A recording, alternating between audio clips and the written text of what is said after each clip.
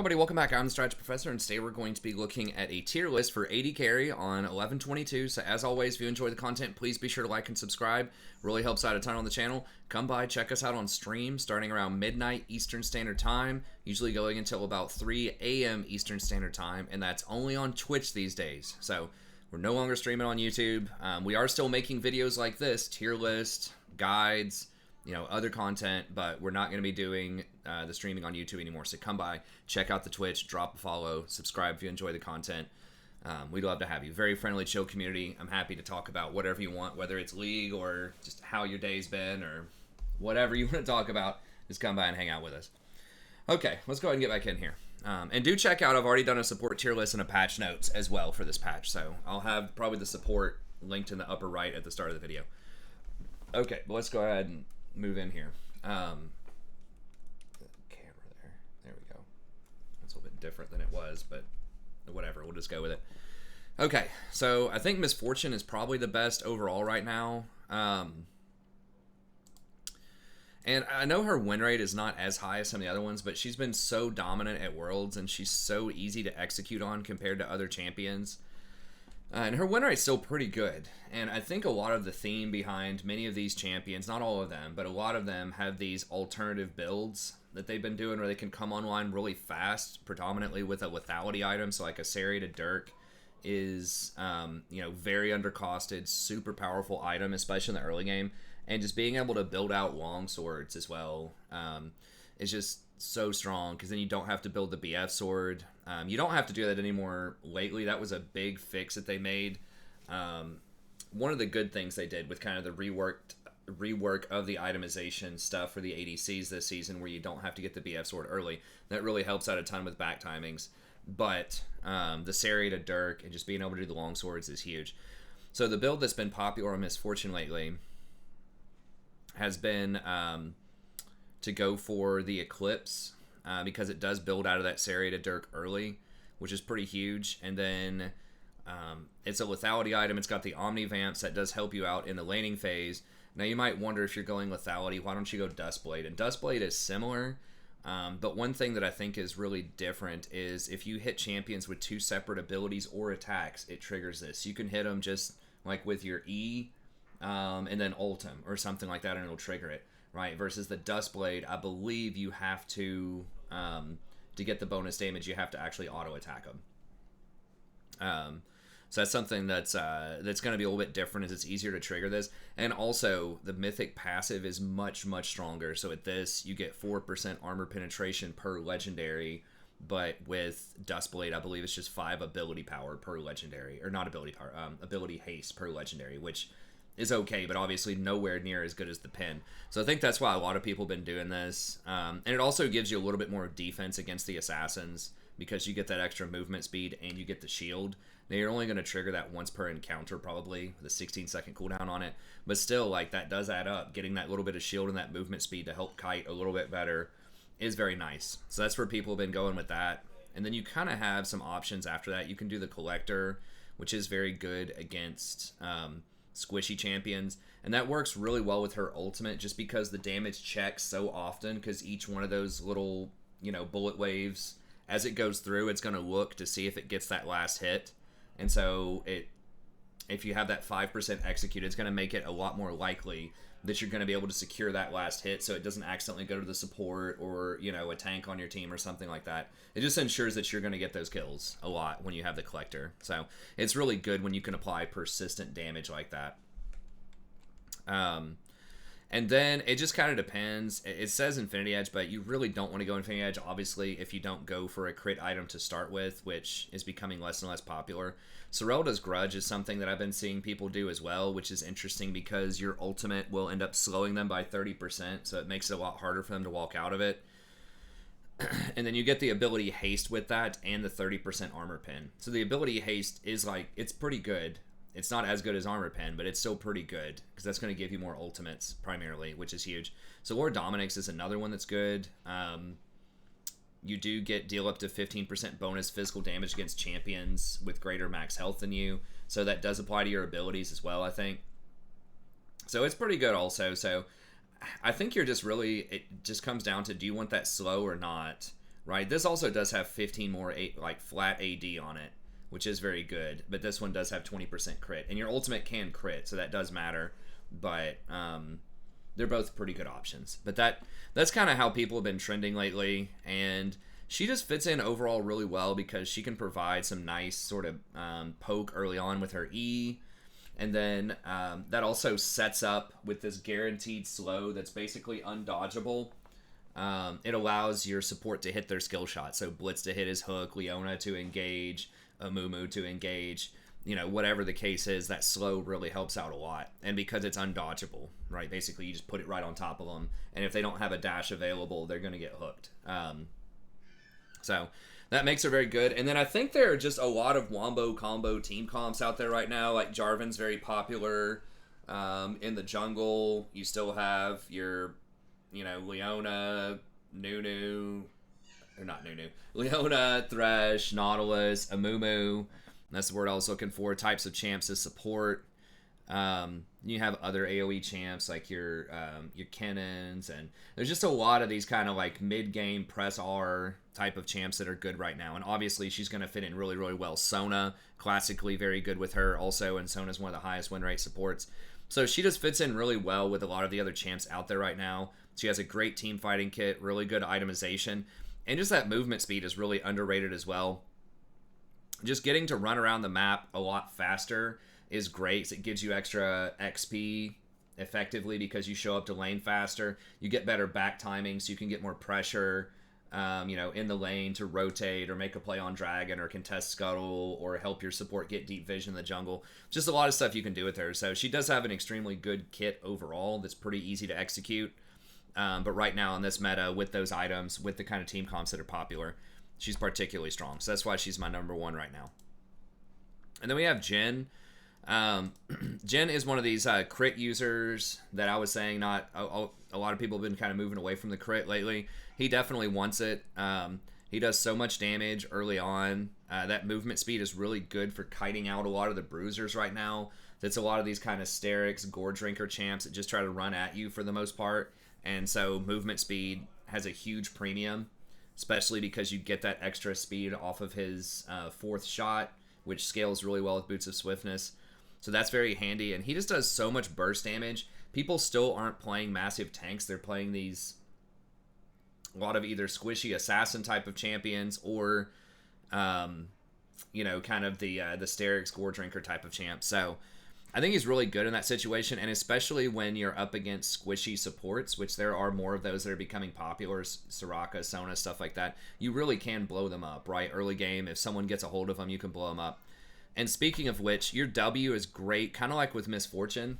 It's a way for you to sort of set up plays for your teammates as an AD carry, which there aren't a ton of ADCs that can do that. But that W is really nice, right? If you hit them with a bouncing grenade and then you land your W, it's going to make it very easy for the Leona to get in there and hook, or the Rakan to land his W, or whatever the case may be. So if you can land those Ws consistently, that's a really nice setup tool. But pretty much is what you would expect. Gale Force plus fourth shot, just absolutely devastating if you get ahead in the laning phase, especially against squishies in the early game. Rapid Fire Cannon seems a little curious to me. I thought most people had been going Collector. So he actually performs really well over time, as you can see, just because he does so much burst. So yeah, I would probably go Collector. They have basically the same winner. I'm not like, why are they recommending that other item?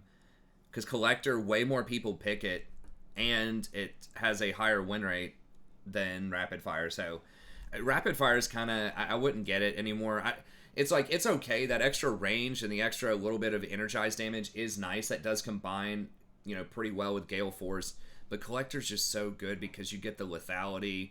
You have so many of your abilities that do damage, like your W, like your grenades. You get a lot of value out of the lethality. And then, of course, you want crit and a lot of attack damage. So I think Collector's just historically been super, super good on him. So just go for that 1-2 punch Gale Force Collector with fourth shot, and you'll just be deleting people. So I think he's really good right now. And then after that, I would probably go Infinity Edge. I know there have been people out there that have been mathing out, well, maybe Lord Dominik's is better than Infinity Edge. And there are some situations where that might be true, but for the general population, it looks like Infinity Edge is 6% higher than War Doms. So Doms is good as maybe a 4th item, but I think you just really, really want that Infinity Edge bonus crit damage as soon as you get to 60% crit. So overall, pretty good champion, great setup, good damage early, good wave clear. It's just going to be a solid pick right now. Then I have Ezreal. This one might be a little bit more controversial. I think most people are probably going to... everyone's going to have Misfortune. A lot of people probably have Jhin and S tier. Ezreal is a bit more controversial, but I think that he just fits in so well with a bunch of different comps that you see in solo queue right now, if you can play him well. And I think some of this has to do with the flattening of his power curve. Whereas, you know, before you were really weak for quite a long time, it required, you know, like 2 items to really come on board. You can start doing some decent damage early just once you even get that Sheen for 700 gold, just Sheen plus tier. You can start doing some decent poke to people. And so I think he's a lot stronger on like 1 and 2 items than he used to be if you go for Trinity or Muramana. And I do think Trinity is probably correct. It's just going to be more damage. And after they nerf Divine Sunder, you know, you got to remember Trinity still has 200 health on it. So it's not like you're giving up all the health. You're basically just losing 200 health in exchange for 30% attack speed, which is really good. And you get a lot more damage on your procs. You get that 200% damage on procs, especially against squishy champs that aren't going to have a lot of max HP. There's not a ton of HP stacking going on right now. I mean, I guess like Gore Drinker Sterix, okay, that does have quite a bit of 80 HP on it. But either way, I like the Trinity, the movement speed, especially if you're going to go for Conquer, which most people do. You know, you're looking to stack up that Conquer and stay in the fight. So I just think that Trinity's better for sustained damage overall. But either way, Trinity or Divine Sunder, Muramana, and then after that you have a couple of options. You can either go Serelda's if you want that slow, that extra pin, or you can go Frozen Heart. It's actually pretty popular too, and that's great if they have a ton of AD on their team. You get extra Val, so it's a nice defensive item in general, but the reason that Ezreal specifically gets it instead of other champions is because you're going to have that Muramana, and so you're getting extra value out of the mana. You're getting an extra like 12 AD or something off of it, so it's not a ton of extra value, but it adds up. It's a few hundred extra gold, so that's why you'll see him get Frozen Heart if the enemy has like 3 or 4 AD champs. And then some people still go Ravenous Hunter, not as many, or Ravenous Hydra, not as many people, but if you want like a sustain option with some extra wave clear, that's okay. But yeah, I like him just because he's nice, he's safe, he can be consistent, he's very good at managing ganks, so he's really good on the weak side if your jungler wants to focus and get your top side going. And there are a lot of carry champions that work really well in the top lane right now, especially like a Camille or a Fiora. So if your jungler wants to devote their time to getting that person ahead, then Ezreal can survive, you know, in a 3v2 lane. Or even if your support wants to roam around, if you have an Alistar or Leona or something like that and they want to go camp middle, then Ezreal can make it by himself 1v2 in the bot lane. So he's just a very good defensive solid pick. And because there are so many other carry champions in like every role right now, everybody's playing a carry, then I don't feel like there's as much emphasis to play a super damage hyper carry in the AD position right now. You can do it, and some of those champs can still be good, but you don't have to do it. Like in a meta where each team's going to have like 2 or 3 tanks, you might need to play a hyper carry, you know, high scaling. But when you have carries everywhere, you can get away with playing with something that's a bit safer with a bit more utility like Ezreal. So that's why I think Ezreal is good. He's just very flexible. If you hit everything in lane and you go Trinity early, you can do quite a decent amount of burst damage. So if your Leona opens on someone and then you like W in, auto attack, E, Q, auto Q, or something like that, you can get quite a bit of damage in there. So I think that he's pretty good, even though he is hard to play. You know, he's probably the most difficult champion to fully maximize, at least in the AD carry role. But I think that if you do play him well, then he can be worth it. But he's definitely someone who's, you know, arguable, right? It depends. There's reasonable people can disagree about Ezreal. Okay, and then Tristana, I kind of struggled, you know, whether I wanted to put her in S class or A. I think that she's definitely S if you get ahead early, or if you have a very aggressive laner. You know, you can pair her together with something like a Nami, where she can just jump in, you put the slow on them with the E, and then once she applies that slow by jumping in, it's easier to hit the bubble, and then you can blow them up. So Nami's a good choice, Leona, Nautilus, just anything that can start a fight early. Then she can definitely hard snowball and get ahead.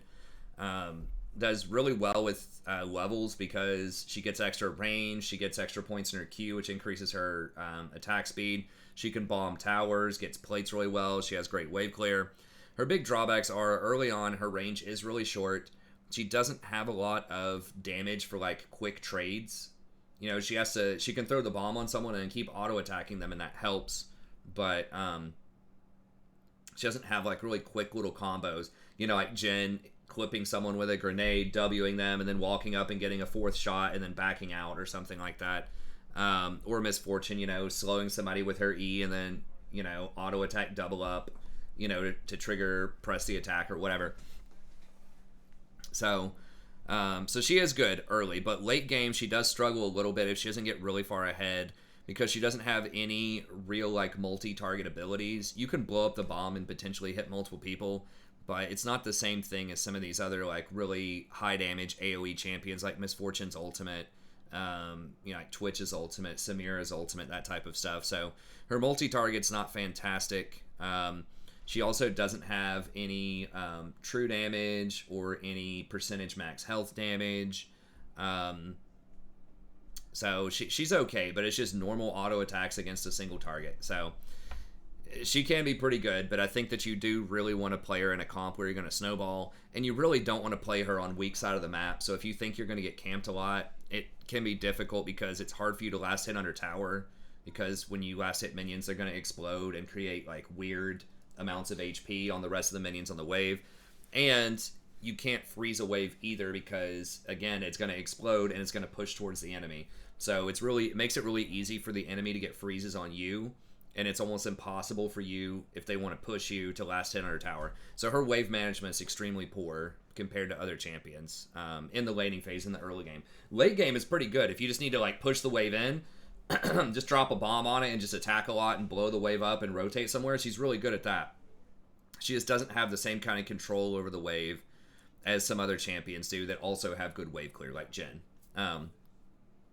So anyways, she's okay. Nothing new there. I think people were still on the Hail of Blades, Kraken, you know, Storm Razor, you know, that type of build, which is okay, but that's really kind of the old school types of builds that take a little bit longer to come online. Although she does a lot of early game damage with bomb, you know, jump, resets, your ultimate does 300 base damage, so she can still do a ton of damage early. But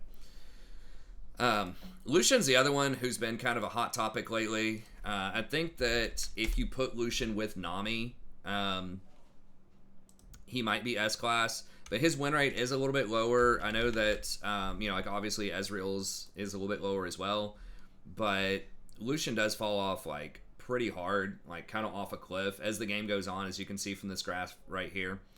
But he is really, really good early game. So he's got a lot of mobility. He trades very well, especially if you put him with an enchanter, specifically Nami, so that he gets to take advantage of this new passive where he gets increased empowered attacks.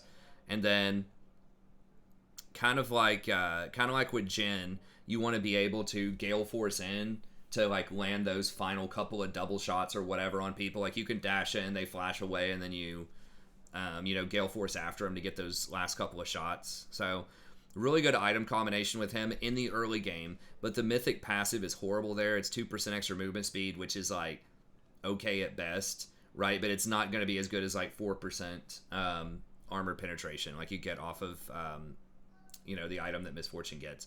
But he is pretty good, you know, off of Gale Force and Essence Reaver. He can really pack a punch. He can really take over the game, you know, early on. He doesn't have that much multi-target. Like, you have your ultimate, but it's probably hitting one person realistically, and a lot of champs can get away from that. So he's okay. He's a good bully early game, but he's short range. He always stays short range.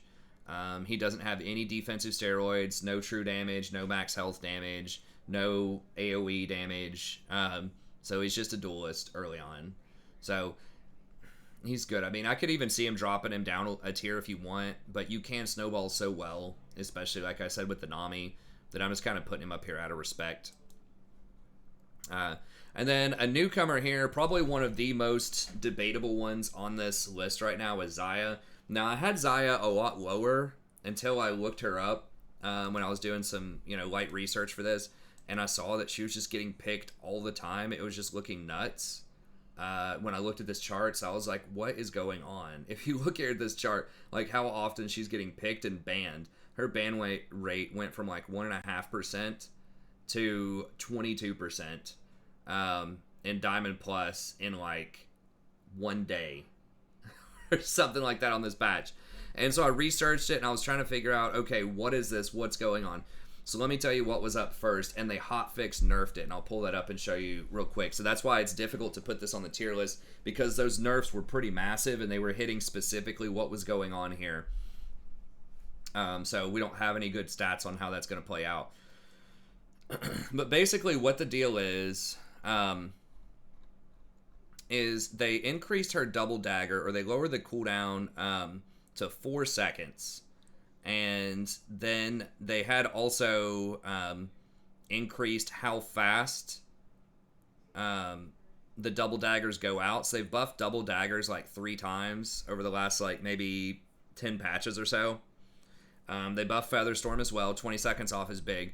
But this was one where they gave the double daggers an extra 50 damage. And then, so that was back on 11-13, which was, 9 patches ago? So it's probably like 4 or 4.5 months ago. But then they recently lowered the cooldown to 4 seconds. And they increased your base movement speed. Now, I was thinking, kind of old school, well, the daggers don't really matter. Like, who the hell's going to buy these daggers? Like, I was thinking of, Xayah just attacking a lot, trying to stack a bunch of feathers on the ground, and then ripping them back with the E. Thinking that you want crit, you want armor pen, because when you pull them in with your E, they can also crit. So I was just thinking you attack a lot. She's a person who, uses a bunch of auto attacks and then uses the E to peel people back or finish people off. But people devised a new build and a new technique where you actually max the Q first, and you play her almost like a poke mage ADC, and you go with a lethality build, which I hadn't really thought of. So you get this item first, the Eclipse, right? Which is very good. You get Serrated Dirk, and then you get all the other stuff that I talked about with Misfortune, which is really nice. A little bit of defense with it. And then you end up getting Muramana, right? Because this triggers anytime you hit a target with an ability, you get that. And then it gives you the extra AD, so 2.5% goes to AD. And then I think when you complete it, when you get Muramana, I think that abilities themselves trigger it as well. So then your Q can trigger that. So you're getting a lot of extra damage, a lot of extra mana off of that, and then eventually you can get something like a Sorrel does or a Ghostblade or whatever. And it does make you a little bit more of an early game champ. As you can see, she kind of declines. But the wave clear is just extreme in the early game off of the Qs. And it's very good poke. It's long range. It's like 1,000 range or something. And that's just what people were doing. I actually watched a video on this. I can't remember who the content creator was offhand, so sorry about that. I'm sure several have done videos about this, all caps videos. But this guy was pretty legit, and he was explaining this is not all caps. He's like, this is extremely good. He said, I think it's going to get hot fixed. He said, I think it's that strong, and I think it got hot fixed the next day. But he was playing at mid lane, but he said it was also really good in the bot lane. It's just a Q max and then your E, and you're just kind of, poking and then going for burst mage, and you don't even care about the W, the attack speed, all that stuff. So it's just too slow. So you just take Airy and Scorch, and you just, wave clear super fast and just poke them with your Q over and over again. And it just does like an insane amount of damage in the early game and has pretty good scaling into the mid game. So that's what a lot of people were getting, is this Eclipse type of build plus Muramana. And then it looks like a lot of people are going Sorrel. Now, I will say that statistically, it's not that much better than Kraken, right? Like a traditional just attack a lot. the auto attack build with that Kraken plus Essence Reaver, but it is, a couple of percentage points higher. But if you want to try that, if you want the extra poke, if you want the extra damage, that's pretty much the build that you go for. I would think that Gale Force would be pretty good too, although it has a much lower win rate, but just being able to reposition to rip those feathers seems pretty good. But yeah, if you can play it well, if you want that early game dominance, then that can definitely be a good option for you. Okay, and I think, yeah, that's pretty much it. But yeah, like I said, they hard nerfed it, like really hard nerfed it. They basically took the base, they undid 2 of their recent buffs. So they took down the base attack damage by 25, which, remember, those feathers hit twice, and the second one does 50% less damage. So this was doing 225 damage if you hit them with both Qs. Versus now, that's only going to do 100 and 80 something damage.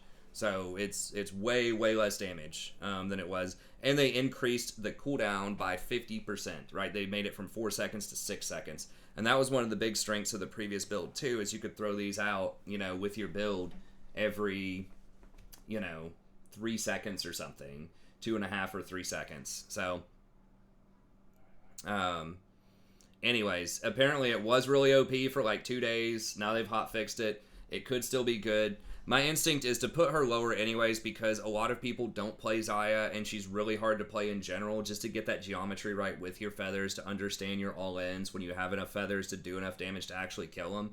So Xayah is one of the harder ADCs to play, and so I think if you have a bunch of people that are just seeing all caps videos about this, screaming at how OP this is, and they're just trying it out, even if it is a good build, even before it got nerfed, you're going to have a lot of amateurs trying her out. And so that's why I want to put her in like A, and I think that's generous. She might need to go to B after the nerfs, but just the fact that she was turbo OP, maybe the build itself is still really good. Maybe it's just the discovery of the build means that she should be higher than she was even before they gave her some of those buffs that they've now taken away.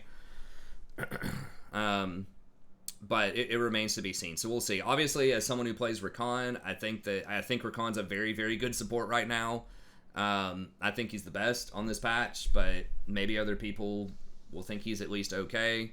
So I don't know. Obviously, she's good with Rakan, although you don't get as much value out of this build with Rakan. You personally don't, as Xayah, because you're not using your W as much, and that's really where the synergy with Rakan shines from the Xayah angle. It still helps Rakan a lot, though, because Rakan gets extra jump range with you, so that allows him to be more aggressive with some of the plays he can make. So anyways, I think she's pretty good, but volatile, very volatile. You're going to have, like I said, a lot of people that are going to totally flop on her, and maybe these nerfs just send her back into the abyss. I don't know. Okay, Samira, I think, is still really good and underrated. She is kind of bad in the laning phase, but if you get out of that laning phase and you just get 1 or 2 items, I just feel like it's off to the races. As you can kind of see with her chart, she's sort of bad up until you get that first item, and then it's really the second and the third item where she starts to kick it into high gear. So she takes a little while, but man, if she gets some kills, she's so hard to deal with because she does so much AoE damage, and just the way that Lifesteal interacts with her ultimate. Once she gets Shield Bow and then Collector plus either Bloodthirster or Infinity Edge, I think that she's just really hard to kill. And the fact that she can get a defensive boot like Mercury Treads or like Plated Steel Caps, it's just going to be tremendous as well. So she's got the shield, she's got the defensive items, but still puts up a ton of damage. So it's just a recipe for being OP in solo queue. So particularly in those wombo combo team fights, I think she's going to be fantastic. Now Misfortune might be a little bit better overall than she is, but I still think that she's going to be pretty respectable. Vayne, I think, is pretty good if you can get out of the laning phase. She specifically lines up very well against Ezreal because Ezreal's not going to threaten her much in the lane. There are a couple other chances, like she lines up pretty well against Kaisa right now. She's probably like okay against most Aphelioses, which are, usually not that good in solo queue. But yeah, if she's able to get, like 2 items, she's very hard to deal with as long as you're not facing too much burst damage. But even going something like Shield Bow into something like Phantom Dancer, she can really start taking over, especially if we start seeing more hard tanks. We aren't seeing as many of those right now, but we're seeing some tanks come in, or some things that are at least very difficult to kill that take a long time. Some of these bruisers, you know, the Gore Drinker Sterix crowd, she's going to be pretty good against them because they're basically tanks. So, anyways, I think she's pretty good overall, but she can get destroyed in the laning phase if you're against a really aggressive lane. So be careful picking her into Misfortune, Jhin, Tristana, Lucian. A lot of those matchups are going to be tough. Now, if they have an Enchanter, if they have something like Soraka or Sona, you know, maybe Vayne's good enough into those types of comps because she's just going to do such an overwhelming amount of damage. If you don't threaten her enough, maybe it works. And then finally, Twitch. I'm not really sure where to put Twitch usually because he can snowball so hard if he gets ahead. And he's just so brutal with like Yuumi or Lulu or anything that can buff him up at all. He has a couple of different builds. You know, I think the AD crit build has been sort of the go-to with him. Just the Kraken type of builds. But he does also have the AP option of just going like Nashers early. It looks like people are actually trying to go Gale Force with him. I mean, that does help you with burst a little bit. Looks like the AP version off of just Nashers is not as good, but then once you complete Death Cap, it's actually better. So on 2 items, that can be good. So that's nice if you want to play an AD, but your team really needs some AP damage. Then that's a good option if you don't want to go something like Ziggs. I think that Twitch can be good. He's kind of the inverse where he's a lot worse early game than Ziggs, but I would argue in that mid to late game when he gets 2 or 3 items that he's going to be better than Ziggs. So he is flexible in that sense. He can go AP or AD.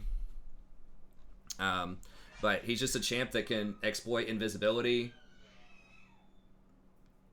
He can exploit invisibility, do a ton of damage there, great in team fights. He can snowball really hard early. So I think he's just in solo queue, especially at, you know, low diamond down to silver or even lower. I think he's just always going to be a pretty strong champion just because of his flexibility and the nature of the invisibility that I mentioned before. Jinx could easily go into A as well. Someone asked me specifically on stream, do I like Twitch or Jinx more? And I think I said Jinx, but then after making this tier list, I was thinking maybe Twitch just because of the flexibility. So Jinx is okay. She's just kind of a sitting duck if they have a lot of engage, but if you have the proper protection, you just get to stand back and fire. I think she is going to be good.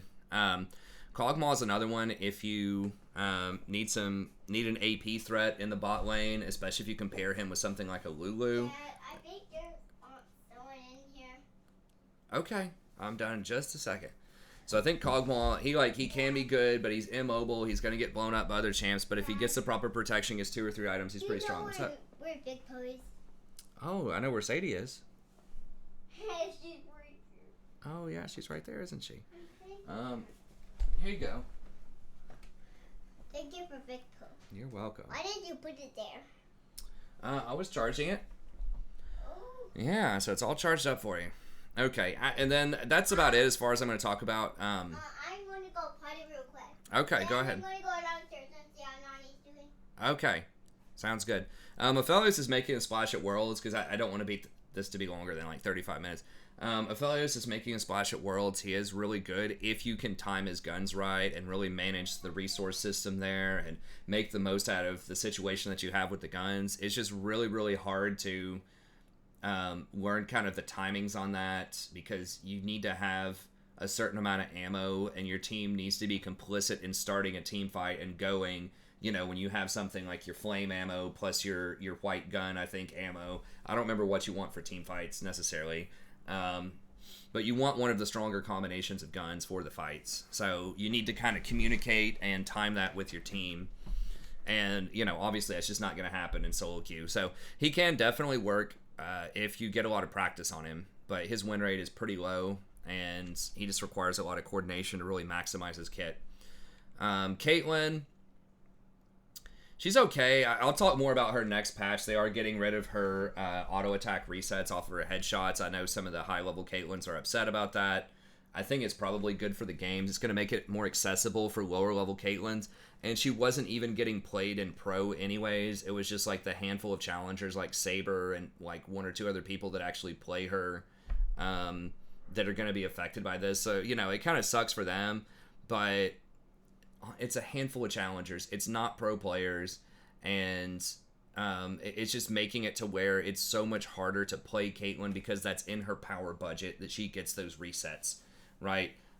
Because pro players will do it. Caitlyn is one of those champs where you just can't ever buff her because of mechanics like that are just inaccessible to most of the population. So now that they've nerfed the headshots, they might be able to increase other things about her, right? So they might be able to give her bigger ratios on her Q or bigger ratio on her headshots.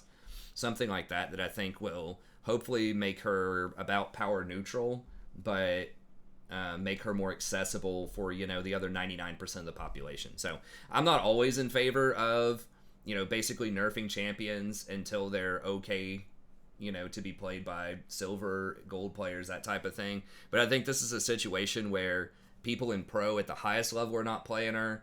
You know, people in solo queue aren't maximizing her kit or even coming close. It's just, you know, like I said, like the 5 guys in Challenger that main Caitlyn, or something like that were really putting the time in to maximize this champ.